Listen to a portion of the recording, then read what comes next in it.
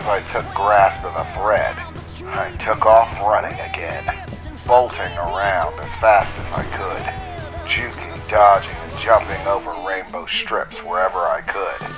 I don't mean to alarm you, Heavy Metal Knight, Rebecca announced, but I don't think putting a big spike in the ground is gonna beat me.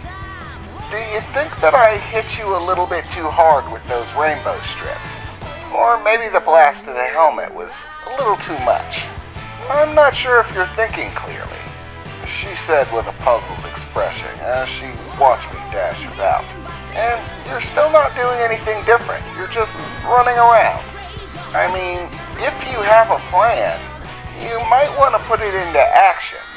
No matter how athletic you might be, eventually you're gonna get tired of running around like that. You're going to start slowing down, and when you do, the rainbow strips will catch you. They're relentless like that, and you even sacrificed all of your offense to just make a spike, a big nail. I mean, really, I don't get it, Rebecca said, seeming disappointed, like maybe I wasn't as smart as she thought I was. Don't worry about it, I shouted. Trust me, this'll work. It was at this point I noticed that I was reassuring her like she was my friend. I mean, we're having a death battle, and yet the whole thing just nearly seemed like a friendly exchange. It didn't really feel like life and death. I mean, these rainbow strips were beating the hell out of me, but for some reason, I didn't really feel like I was in jeopardy. Maybe it's just Rebecca. I mean, she doesn't exactly put off the "you're a dead man" vibe. Regardless, my plan was in full swing, and so far, everything was working as expected. I simply kept running around, dodging and juking rainbow strips wherever I could, jumping over, around, and in between them at every angle, carrying that fine thread along with me. Okay, just a little bit longer, I thought to myself. Things are already working. Rebecca doesn't realize it yet, but she's overconfident. She should be attacking me, but she's just watching me dodge the rainbows. Maybe she's a little bit curious about my plan, but that doesn't mean she should just be standing still. But that's exactly what she's doing. I suppose it's all fine with me. My plan works much better if she stands still anyways. It was hard to keep up dodging all these rainbow strips. And yeah, Rebecca was right. Even with my increased physical abilities, it was starting to wear on me. There was no doubt I was starting to get tired, but I had to keep it up. Even more than that, the mental focus of having to control the liquid steel as I ran about, and I had some complicated things that needed doing. But everything was almost in place. I just needed a little bit more time. As long as Rebecca stayed put, it'd work. After a minute or two of watching me run around, Rebecca began to look frustrated. She sighed.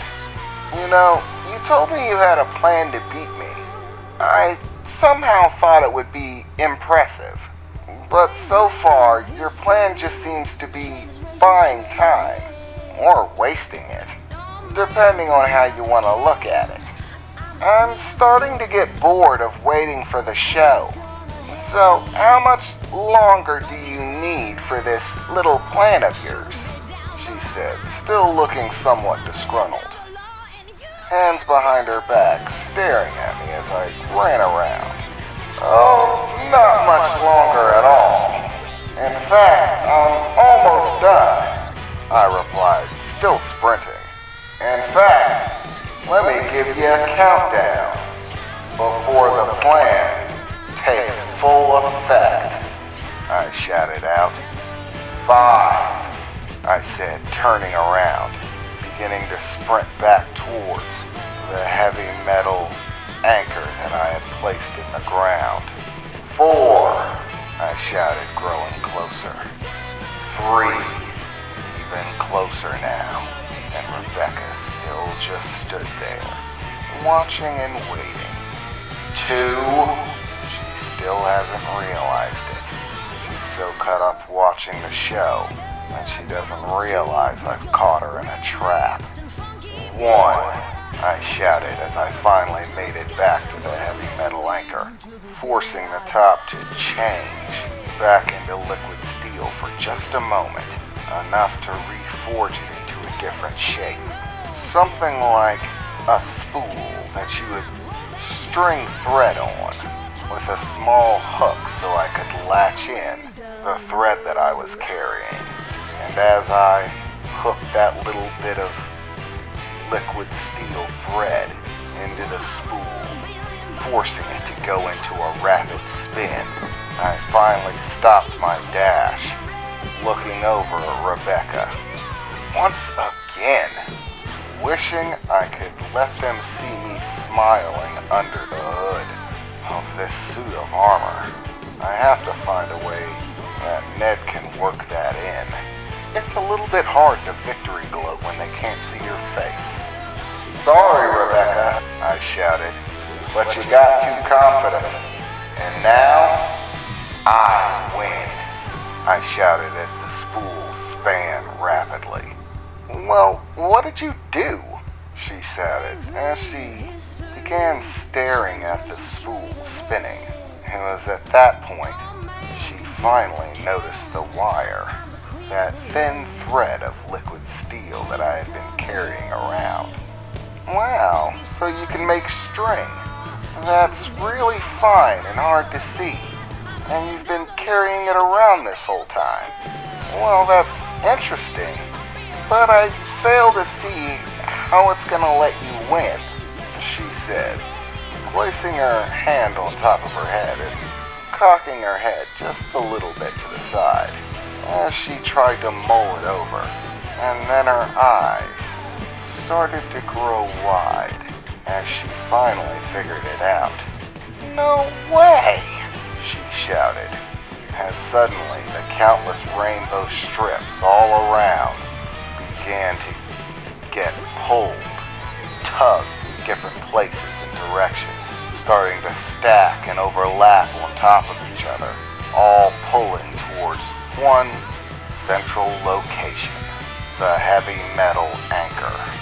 By spending all of that time running around, juking, dodging, and evading all of those rainbow strips, all while carrying the heavy metal thread, I had created a little trap of my own by creating that long thread and then looping all of her rainbow strips into it, then doubling back and attaching that half to a spool that tightened the thread in, gathering it up.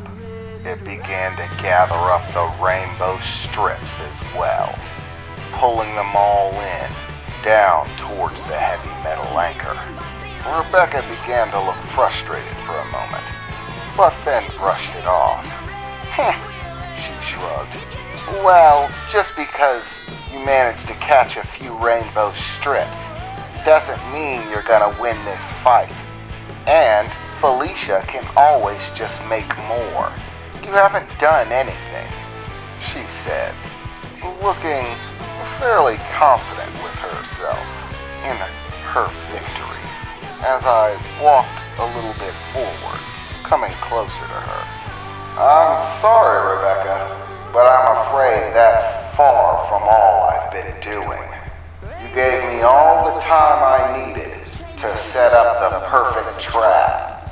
I locked you in a cage, and you didn't even realize I was doing it. Don't be ridiculous, Rebecca said. I don't see your cage anywhere. And remember, I can teleport. Cages are useless. Yeah, well, maybe cages are, I announced. But how about chains? I mean, that one on your foot should hold you nice and still. What? Rebecca shouted, looking down to see a very fine layer of liquid steel wrapped around her foot and ankle.